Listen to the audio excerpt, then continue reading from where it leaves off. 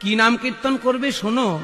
হরায়ে নম কৃষ্ণ যাদবায় নম, হরায় নম কৃষ্ণ যাদবায় নম, গোপাল গোবিন্দ রাম শ্রী মধুসূদন, গোপাল গোবিন্দ রাম শ্রী মধুসূদন।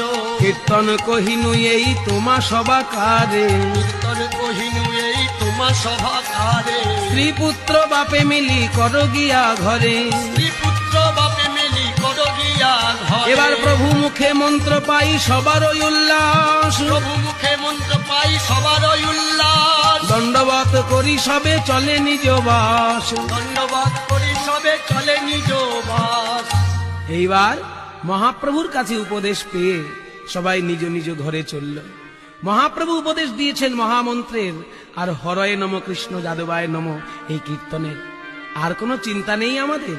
সবাই নিজ নিজ ঘরে বসে দরজার কাছে হাতে তালি দিয়ে সবাই কীর্তন করছে।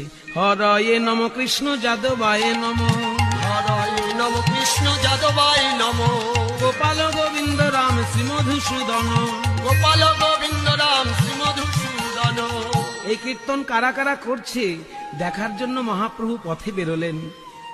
মহাপ্রভু দেখলেন যেখানে যেখানে তার উপদেশ পালন করা হচ্ছে সেইখানে গিয়েই সবারে আসিয়া প্রভু করে আলিঙ্গন। সবারে আসিয়া প্রভু